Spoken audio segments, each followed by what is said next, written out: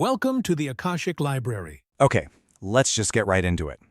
Choosing a partner, a real long-term partner, that decision is, without a doubt, the single biggest one any of us will ever make. I mean, think about it. If you get it right, you've got a foundation for your whole life. Support, love, intimacy. But if you get it wrong, well, everything from your career to your mental health can get thrown completely off track. And this isn't some new age idea. The novelist Jane Austen was writing during the Napoleonic Wars, a massive, world-changing conflict, and she famously just ignored it. Her novels are all about who is courting whom. And you might think that's trivial, but she was onto something huge. War is serious, of course it is, but choosing the person you build a life with, that is truly monumental. So, if the stakes are really that high, why do so many of us get it so wrong so often? What are the blind spots? Let's break down the most common mistakes that seem to trip almost everyone up at some point. First things first, we have to look inward. Because, a lot of the time, the biggest traps have nothing to do with the other person. They're the ones we set for ourselves, deep in our own psychology, long before we even sit down for that first date. It often starts with this really powerful, primal fear, the terror of being alone. And that dread, that fear of an empty apartment, can make us fatally generous towards partners who are, let's be honest, just mediocre. We settle because we figure anything has to be better than being by ourselves.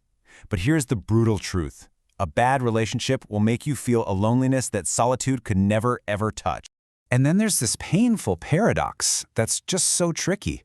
Sometimes we actually push away the very love we say we want. If your childhood taught you that love and closeness just lead to pain or chaos, you might subconsciously reject anyone who is genuinely kind. You'll suspect they're naive or weak or just plain deluded for seeing something good in you that you can't see in yourself. It's like we consciously crave happy love, but when it actually shows up, we literally can't tolerate it. Now, on the complete other end of the spectrum, you've got the perfectionism trap. This is where we hold out for a flawless partner, which is basically a recipe for staying single forever. The real game changer is this.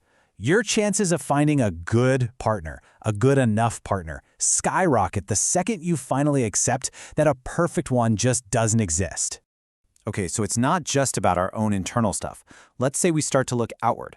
Now we've got the massive challenge of actually judging other people. And this is where a whole new set of mistakes comes into play. Why is it that we are so often drawn to chaos? We know the type. The person who blows hot and cold, who creates drama out of thin air, who withholds affection. It can feel so exciting, right? So passionate.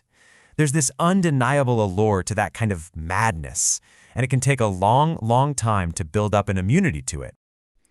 So we chase that chaotic partner, the one who rages and despairs, while we totally overlook the person we might call boring. But let's look closer at that boring partner. This person actually likes themselves. They go to therapy. They trust people. Seriously, it can take until you're middle-aged to finally appreciate the subtle, almost exotic beauty of a sane, reliable human being. We also have this tendency to downplay small character flaws. We tell ourselves, oh, it's just a little thing, it's not a big deal. But think about it like this. A tiny pebble in your shoe is nothing, right? Until you have to run a marathon with it. And over the long, long marathon of a relationship, those tiny little flaws can end up causing immense, unbelievable pain. You know, another huge problem is that most of us just don't have a good frame of reference. If you haven't been in a few different kinds of relationships, you really have no idea what a normal, acceptable level of frustration even looks like. You can't tell the difference between a real deal-breaking problem and just the inevitable annoyance of sharing your life with another messy human. And that lack of reference leads us to this critical question you have to ask yourself. Is what I'm feeling right now hysterical misery caused by a uniquely bad fit? Or is this just the normal, unavoidable unhappiness that comes with being a flawed person trying to love another flawed person? The real skill in love is learning to know the difference. You know, even really smart people make this next mistake all the time. We dismiss physical attraction. We think it's superficial, not a clever reason to choose someone.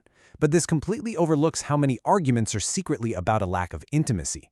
And on the flip side, it forgets how much you can forgive, how many little annoyances just melt away after a truly satisfying connection. It is, after all, the one thing you can't legitimately go looking for somewhere else. So what happens once you're actually in the relationship? The mistakes don't stop, I'm afraid. There are these specific traps that only really emerge when you're in it for the long haul. and they can turn a really good start into a pretty bad ending. Okay, one of the biggest is the sunk cost fallacy. This is that little voice in your head that whispers, but we've already been together for 5 years. We own a couch together. I've invested so much. It's this powerful cognitive bias that makes us stick with a failing situation just because of how much we've already put into it. And the way to fight that feeling, the antidote, is to just burn this into your brain. No matter how much time you've already put in, a short, happy future is always, always worth more than a long, miserable past. But maybe the single greatest relationship killer of them all is defensiveness. You know what this is. It's when you try to bring up a complaint, even gently, and your partner immediately shuts down. They blame you. They deny there's even a problem. It makes any kind of repair or growth completely impossible. It just shuts the door. So what's the solution? It's so simple, but it is so powerful. Imagine a partner who, instead of getting defensive, looks at you and says these magical words. This kind of response, it opens the door. It's a sign of real emotional maturity, and it's what we should all be striving for and looking for. So after navigating all these traps and psychological minefields, what is the ultimate takeaway here? Well, it's probably not what you think it is. The solution isn't to somehow get better at finding the perfect person. It's about mastering the art of being good enough. Here it is. Here's the most liberating truth about love. We will all, naturally and inevitably, marry the wrong person. Now, hopefully not terribly wrong, but always slightly wrong. And that is okay, because the fully right person, the perfect soulmate, they don't exist. We are all just flawed, complicated, and sometimes silly human beings. And this is the beautiful idea I really want to leave you with. The goal isn't some flawless, perfect union. The most contented, lasting, happy relationships are built on a foundation of gentle, forgiving, laughter-filled pessimism. It's this deep acceptance of imperfection, both in our partners and in ourselves, that allows true, real love to actually flourish. So I guess the question is, what would change for you if you started aiming for that instead of for perfection? Before this video, we talked about the patterns that quietly shape who we choose. In this one, you saw how small mistakes compound into painful relationships. Next, we're going deeper into why we sometimes stay emotionally attached even when love hurts. I'll see you there.